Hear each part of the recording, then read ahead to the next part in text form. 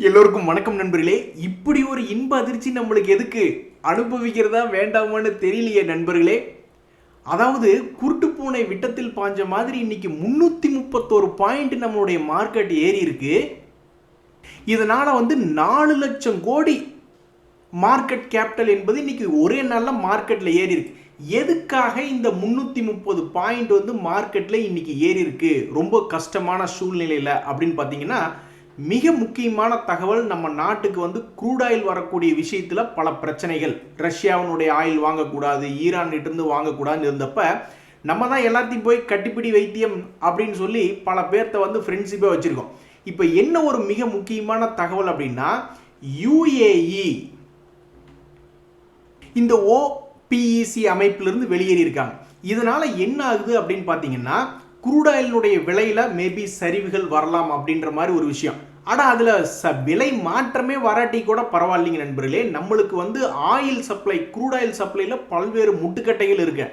ஆனால் இப்போ என்ன ஆகுதுன்னா, நம்மளுக்கு யூஏஇலிருந்து ஸ்ட்ரெயிட் ஆஃப் ஹோர்மோஸ் வழியாகவோ அல்லது எந்த விதமான பிரச்சனையும் இல்லாமல் நம்மளால இனி குரூட் ஆயில் என்பது எடுத்துக்க முடியும். ஏன்னா ஈரான்ட்ட நம்மளால ஆயில் வாங்க முடியல, ரஷ்யாகிட்ட போய் ஆயில் வாங்கினாலும் நம்ம மேலே சாங்ஷன் போடுறான் அப்படின்றாங்க. அப்போ நம்மளுக்கு திடீர்னு ஒரு இக்கட்டான சூழ்நிலை வரும்போது வேற எங்கிருந்து நம்மளுக்கு சோர்ஸ் ஆஃப் எனர்ஜி கிடைக்குன்னு பார்த்தா, சோர்ஸ் ஆஃப் ஆயில் கிடைக்குன்னு பார்த்தா யூஏஇலிருந்து தங்கு தடை இல்லாமல் கிடைக்கிறதுக்கு எதிர்காலத்தில் வாய்ப்பு இருக்கு. இது மட்டும் இல்ல, இன்னுமே ஒரு அசைக்க முடியாத ஒரு தகவல். ஆப்கானிஸ்தான்லயும் ஆயில் எக்ஸ்ப்ளோரேஷன் பண்ணிட்டு இருக்காங்க, அங்கேயும் ஆயில் கிடைக்க ஆரம்பிக்குது அப்படின்ற ஒரு தகவல். ஆக மொத்தம் யுஏஇ ஓபிஇசி அமைப்பிலிருந்து வெளியேறது முதல் கொண்டு, ஆப்கானிஸ்தானில் ஆயில் கிடைக்கிறது முதல் கொண்டு ஏகப்பட்ட விஷயங்களை வச்சுக்கிட்டு குருட்டு பூனை விட்டத்தில் பாஞ்ச மாதிரி இதில் ஏதாவது லாஜிக் வச்சு இன்னைக்கு 300 பாயிண்ட் ஏற்றுனாங்களா இல்லையான்றது தெரியல. ஆக மொத்தம் 300 பாயிண்ட் ஏறி இருக்கு. ஆனாலும் நான் போய் பல நண்பர்கள்ட்ட பேசிக்கிட்டு இருந்தேன். யாருக்குமே அவங்களுடைய போர்ட்ஃபோலியோவில் பல்வேறு பங்குகள் பெரிய அளவில் ஒன்றும் பெருசாக ஏறல. ஒரு சுமாரான ஏற்றம் தான் அவங்களுடைய போர்ட்ஃபோலியோ பொறுத்த வரைக்கும். பட் நிஃப்டி இண்டெக்ஸை பொறுத்த வரைக்கும் 300 பாயிண்ட் எங்கிருந்துனே தெரியல, திடீர்னு 300 பாயிண்ட் ஏற்றுனது ரொம்பவுமே மகிழ்ச்சிகரமாக இருக்குது.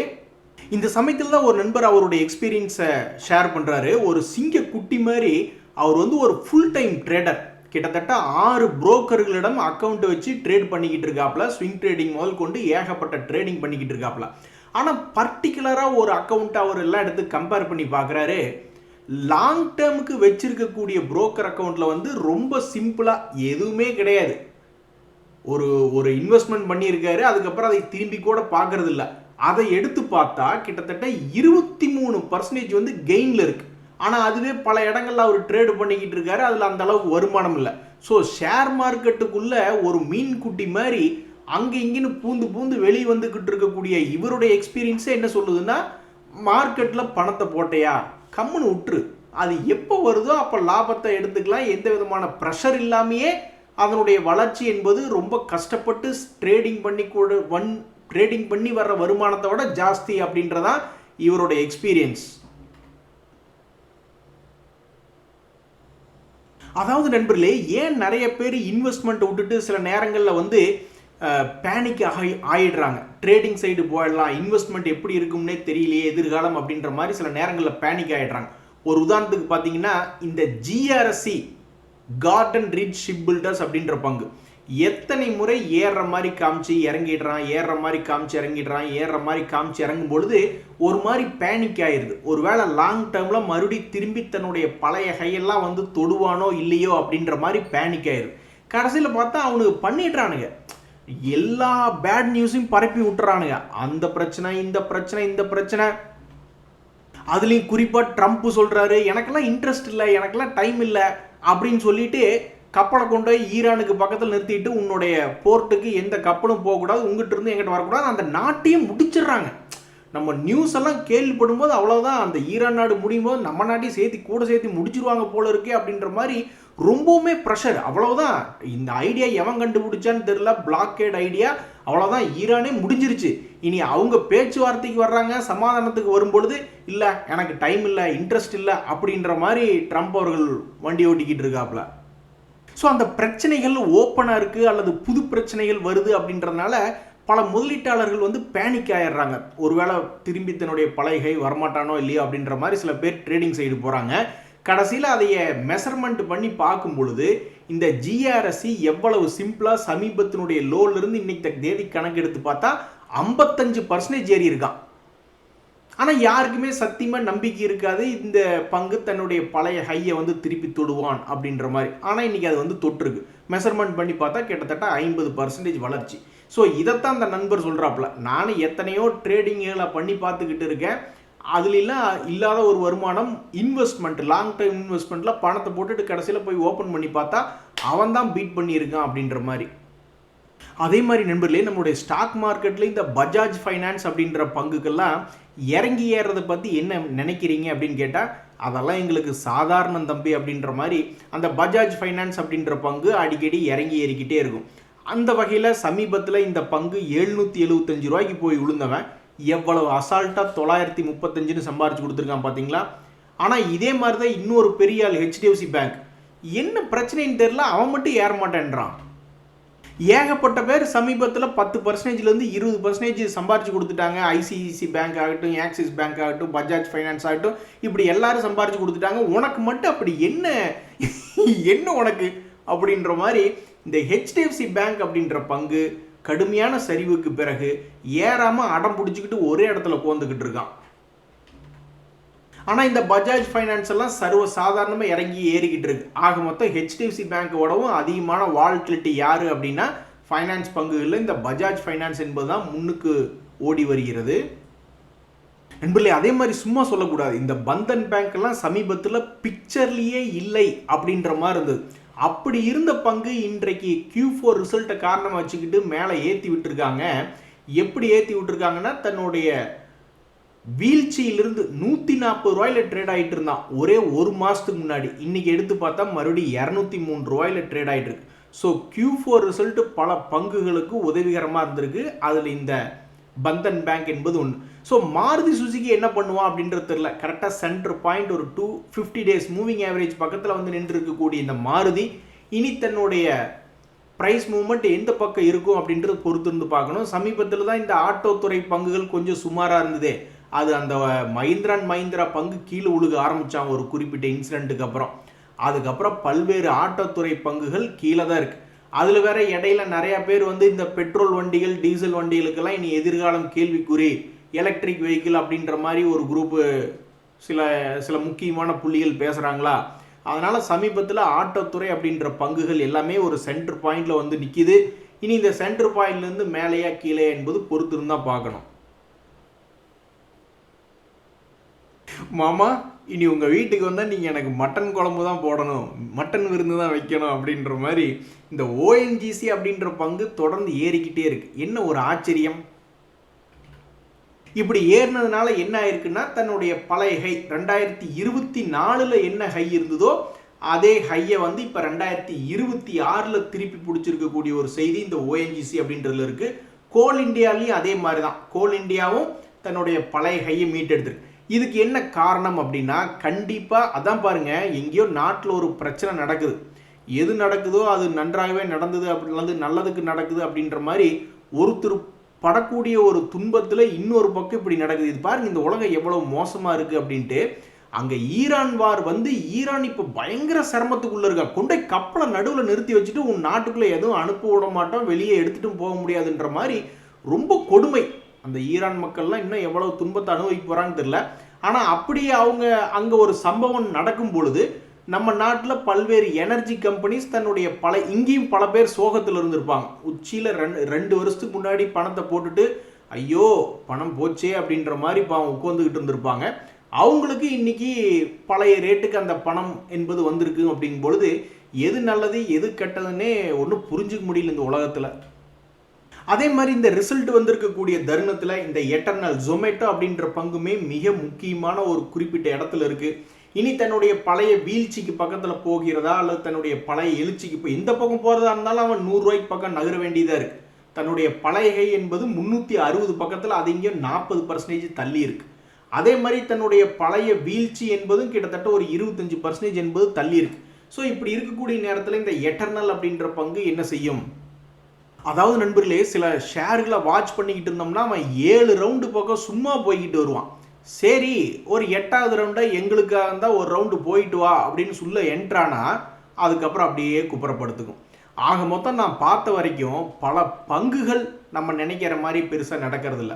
ஆனால் நிஃப்டி 50 இண்டெக்ஸை பொறுத்த வரைக்கும் ஒரு 3 தடவை ஏறுவான்னு நினச்சா அதில் ஒரு தடவையோ அல்லது 2 தடவையோ 3 தடவையுமே நடக்கிறதுக்கு கூட நிறைய நேரங்களில் வாய்ப்பு என்பது வருது. அல்லது இறங்குதுனால அப்படித்தான், ரொம்ப ரேராக தான் ஒரு 3 தடவை நினச்சி பார்க்கும்போது ஒரு தடவை கூட அந்த நிஃப்டி 50 இண்டெக்ஸ் என்பதில் நடக்காமல் போகிறதுக்கு வாய்ப்புகள் ரொம்ப கம்மி தான் ஆக்சுவலாக. ஸோ நம்மளுக்கு நிஃப்டி 50 இண்டெக்ஸ் தான் நம்ம என்ன நினைக்கிறோமோ அது மார்க்கெட்டில் நடக்கிறதுக்கு வாய்ப்புகள் அதிகமாக இருக்குது. ஆனால் இந்த பங்குகளை வந்து வாட்ச் லிஸ்ட்டில் வச்சு 7 முறை ஓகே போயிட்டு வரான்னு நினச்சிட்டு 8வது ரவுண்டு நம்ம போகலான்னு நினைக்கல, குப்புறப்படுத்த வேண்டியது. இப்படி தான் ஒரு நண்பர் இந்த IKIO அப்படின்ற பங்குல போய் நான் சிக்கிட்டேங்கன்னு நேற்று தான் ஏதோ கமெண்ட் போட்டுக்கிட்டு இருந்தார். கடைசியில் பார்த்தா இன்றைய மார்க்கெட்டினுடைய செய்திகள் எடுத்து பார்த்துட்டு இருக்கையில் தொடர்ந்து சரிவடைந்து கொண்டே வந்துட்டு இருந்த இந்த IKIO டெக்னாலஜிஸ் அப்படின்ற பங்கு இன்னைக்கு ஒரு 15% ஏறினோடனே எனக்கு அந்த நண்பர் தான் பாவம் ஞாபகத்துக்கு வந்தார். மனுஷன் ரொம்பவுமே நொந்து போய் வந்துருப்பாப்புல. இன்னைக்கு 15% ஏறினதில் அவருக்கு பாருங்க எப்படி ஒரு ஆக்சிடென்ட் நடந்திருக்குன்னு. அதே மாதிரி சமீபத்தில் சைலண்டாக மூவ் ஆன பங்குகள் அப்படின்ற விஷயத்தில் இந்த கிரீன் பிளை அப்படின்ற ஒரு பங்கு, கிரீன் பிளை இண்டஸ்ட்ரீஸ் வந்து சமீபத்தில் 2025 246 ரூபாயிலிருந்து ஒரு ரவுண்டு 340 ரூபாய் வரைக்கும் சம்பாரிச்சு கொடுத்துட்டான். உடனே அந்த பங்கு மறுபடியும் 240 ரூபாயில வந்து விழுந்துன்னு எத்தனையோ ஸ்மார்ட் மணி கான்செப்ட் ட்ரேடர்ஸ், அதுலேயும் முக்கியமாக பார்த்தீங்கன்னா முதலீட்டாளர்களில் FIs 4% வச்சுருக்காங்க, DIs 31% ஹோல்டு பண்ணிக்கிட்டு இருக்காங்க கிரீன் பிளை இண்டஸ்ட்ரீஸ். அவங்க யார் நம்ம பார்க்கணும் அப்படின்ற மாதிரி நம்மளுக்கு ஆசை வரும். கிட்டத்தட்ட Mirae asset ELSS tax saver fund கிட்டத்தட்ட 10% ஹோல்டு பண்ணிக்கிட்டு இருக்காங்க. ஸோ இந்த மாதிரி பல்வேறு பெரிய பெரிய முதலீட்டாளர்கள் ஹோல்டு பண்ணிக்கிட்டு இருக்கையில் அது ஏறாமையே இருந்தது. திடீர்னு பார்த்தா இன்னைக்கு சைலண்டாக நான் போய் பார்க்குறேன் இன்னைக்கு ஏறிய பங்குகள் லிஸ்ட் என்ன அப்படின்னு பார்த்துக்கிட்டு இருக்கையில் இந்த கிரீன் பிளை இண்டஸ்ட்ரீஸ் என்பது சமீபத்தில் அது எங்கிருந்து 160 ரூபாயிலிருந்து ஏறி இருக்கான். 160 ரூபாயிலிருந்து எவ்வளவு தூரம் ஏறி இருக்கான்னா 60% என்பது ஏறி இருக்கு சமீபத்தில்.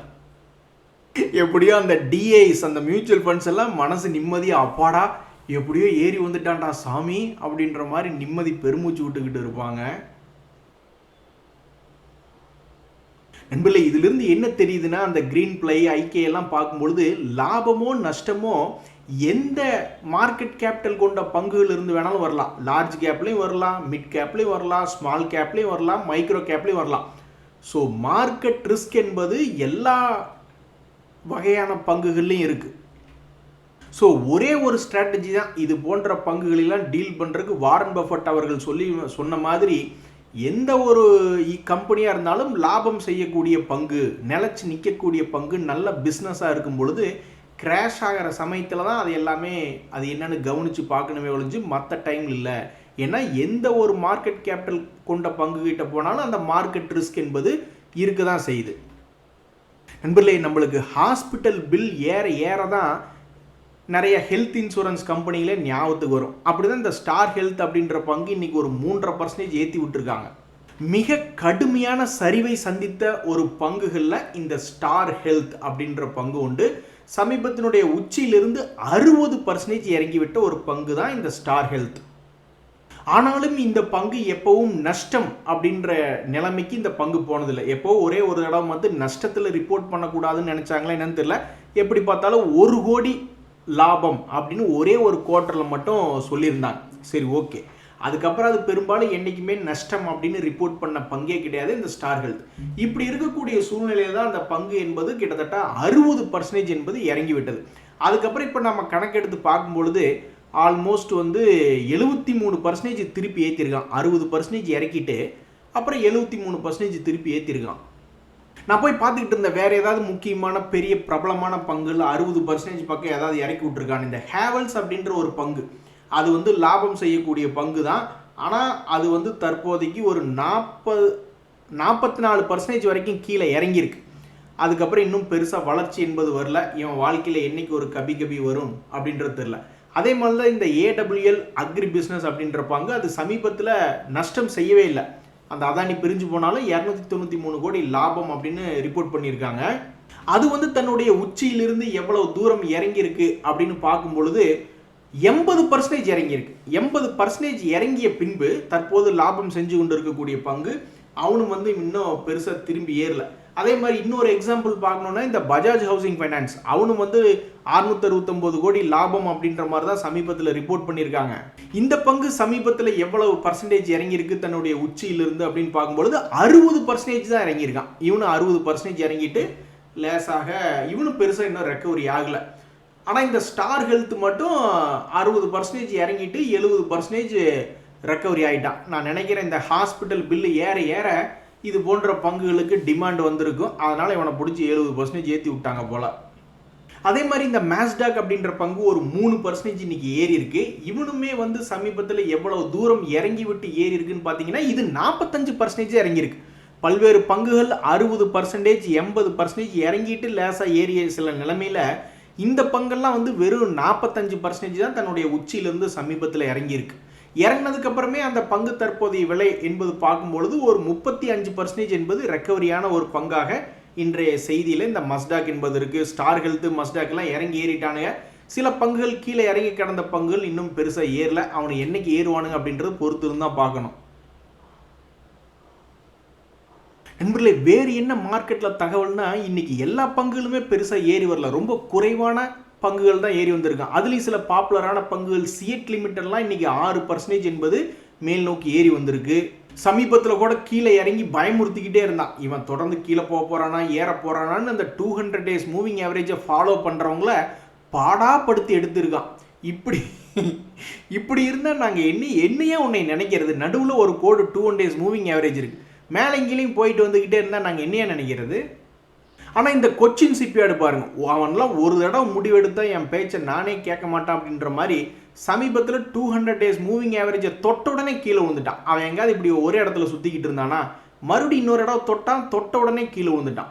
அடுத்த முறை வந்து தொட்டதுக்கப்புறம் கீழே விழுகாம அப்படியே நெட்டு குத்துலாம் மேலே பாஞ்சிட்டான். அதே மாதிரி தான் இந்த ஜிஇ ஷிப்பிங் அப்படின்ற பங்குமே சமீபத்தில் 200 days மூவிங் ஆவரேஜை ஒரு இடம் தாண்ட உடனே அவனும் நெட்டு குத்துலாம் மேலே ஏறிட்டான். ஆனால் இந்த சமீபத்தில் சிஎட் லிமிடெட் அப்படின்ற பங்கு மட்டும் இப்படின்னு ஆடிக்கிட்டு இன்றைக்கு ஒரு 6% என்பது ஏறிய ஒரு பங்காக இந்த சிஎட் லிமிடெட் அப்படின்றது இருக்கு. நண்பர்களே, மார்க்கெட்டில் சந்தோஷமாக இருக்கையில் நம்ம போர்ட்ஃபோலியோ ஏறலினா நம்ம துக்ககரமாக இருப்போம். நம்ம போர்ட்ஃபோலியோ ஏன் ஏறி இருக்காது ஒரு ரீசனபிளாக அப்படின்னு பார்த்தீங்கன்னா ஏதாவது ஒரு சிறிய பங்குகள், மார்க்கெட் கேபிட்டல் சிறிய பங்குகளோ அல்லது நஷ்டம் செய்யக்கூடிய பங்குகளோ சில பேர் எடுத்து வச்சுருந்துருப்பாங்க. ஒரு உதாரணத்துக்கு இன்றைக்கி யார் பெருசாக இறங்கியிருக்கான்னு பார்த்தா இந்த ஏஷியன் கிரானிட்டோ இந்தியா அப்படின்ற பங்கு இறங்கியிருக்கு. இது வந்து டைல்ஸு, மார்பிள்ஸ் ரிலேட்டடான பில்டிங் மெட்டீரியல் ப்ராடக்ட். ஸோ இப்படி இருக்கக்கூடிய நேரத்தில் இது வந்து 7 கோடி, 17 கோடி, 19 கோடி அப்படின்ற மாதிரி லாபத்தை ரிப்போர்ட் பண்ணியிருந்தாலும் இந்த பங்கினுடைய விலை என்பது சமீபத்தில் அதோடைய உச்சத்துக்கு வந்திருந்தாலும் இன்னைக்குன்னு பார்த்து 13% இறக்கி விட்டாங்க. இது போன்ற பங்குகளில் பெரிய முதலீட்டாளர்கள் வெறும் ஒரே 1% ஹோல்டு பண்ணிக்கிட்டு இருக்காங்க. பூரா நம்ம மக்கள், ரீட்டைல் மக்கள் தான் நிறைய ஹோல்டு பண்ணிக்கிட்டு இருக்காங்க. இருந்தாலும் இந்த பங்கெல்லாம் சமீபத்தில் உச்சத்துக்கு வந்திருக்கும் போதே பல பேர் ஓடி இருந்தாங்கன்னா கூட இதனுடைய மாற்றம் இன்னைக்கு இவங்களை பெருசாக பாதிச்சிருந்திருக்காது. அந்த மாதிரி தான் பல ட்ரேடர்கள் நினச்சி பார்ப்பாங்க. ஒருவேளை அவன் வந்து தன்னுடைய பழைய உச்சியை வந்து 3 தடவை வந்து தொட்டு பார்த்து தாண்ட முடியாமல் இருந்தான், கம்பெனி பேசாமல் ஏதாவது ட்ரெயிலிங் ஸ்டாப் போட்டிருக்கலாமோ, பார்ஷியல் ப்ராஃபிட் புக்கிங் பண்ணிடலாமோ அப்படின்ற மாதிரி நினச்சிருப்பாங்க. இன்றைக்கி இறங்கியிருக்கக்கூடிய இந்த 13% பார்த்துக்கிட்டு. அதே மாதிரி நஷ்டம் செஞ்சு கொண்டு இருக்கக்கூடிய பங்கு இன்னைக்கு 12% என்பது ஏற்றி விட்டுருக்காங்க. எதுக்கு ஏற்றி விட்டுருக்காங்கன்னு தெரியல. ஆனால் எனக்கு தெரிஞ்சு பல்வேறு முதலீட்டாளர்கள் இது போன்ற நஷ்டம் செய்யக்கூடிய கம்பெனிகள் பக்கத்திலே போக மாட்டாங்க. இது வந்து சமீபத்தில் 13 கோடி, 5 கோடி அப்படின்ற மாதிரி இந்த சஃபயர் ஃபுட்ஸ் என்பது லாஸ் மேக்கிங்காக தான் பண்ணியிருக்கு. கேஎஃப்சி, பீஸா ஹட் போன்ற பல்வேறு பிரபலமான பங்குகளுக்கு இவங்க ஃப்ரான்ச்சைசி எடுத்து அவுட்லெட் வச்சுருக்காங்க. இருந்தாலும் இந்த பங்கினுடைய விலை என்பது 52 வீக் லோவில் இருந்து இன்றைக்கி வந்திருக்கக்கூடிய சமீபத்தினுடைய ரிசல்ட் சீசனை வச்சுக்கிட்டு அது பாவம் இன்னைக்கு வந்து ஒரு 10% என்பது ஏறி இருக்கு. இதுலேயும் இந்த எஃப்ஐஎஸ்டிஐஸ் எல்லாம் வந்து ஹெவியான ஹோல்டிங் வச்சிருக்காங்க. அப்படியே தான் நம்ம ஏதோ ஒரு பங்கு பார்த்துக்கிட்டு இருந்தோமே, கிரீன் பிளே இண்டஸ்ட்ரீஸ் நினைக்கிறேன். இதே மாதிரி தான் டிஐஸ் ஹெவியாக ஹோல்டு பண்ணிக்கிட்டு இருந்தாங்க. அது மேலே ஏறி வந்துருச்சு, தப்பிச்சிட்டாங்க. ஆனால் அது லாபம் செய்யக்கூடிய பங்கு. இதெல்லாம் என்ன பண்ண போகிறாங்க அப்படின்றத பொறுத்து இருந்தால் பார்க்கணும். சரி நண்பர்களே, இன்றைய மார்க்கெட் ஏறி இருக்கிற இந்த இன்ப அதிர்ச்சி என்பது சத்தியமாக ஒரு குருட்டு பூனை விட்டத்தில் பாய்ந்த மாதிரி தான் பல ட்ரேடர்கள் யோசிக்கிறாங்க. ஏன்னா இன்னைக்கு காலையில் கிஃப்ட் நிஃப்டி கூட இவ்வளோ பெரிய இண்டிகேஷன் காட்டல. ஏதோ வேணுக்குன்னே இன்னைக்கு 300 பாயிண்ட்டை தூக்கி விட்ட மாதிரி தான் இருக்குது. இன்றைய தகவல் அனைத்து உங்களுக்கு உதவியாக எனக்கு மகிழ்ச்சியா. ரொம்ப நன்றி, வணக்கம்.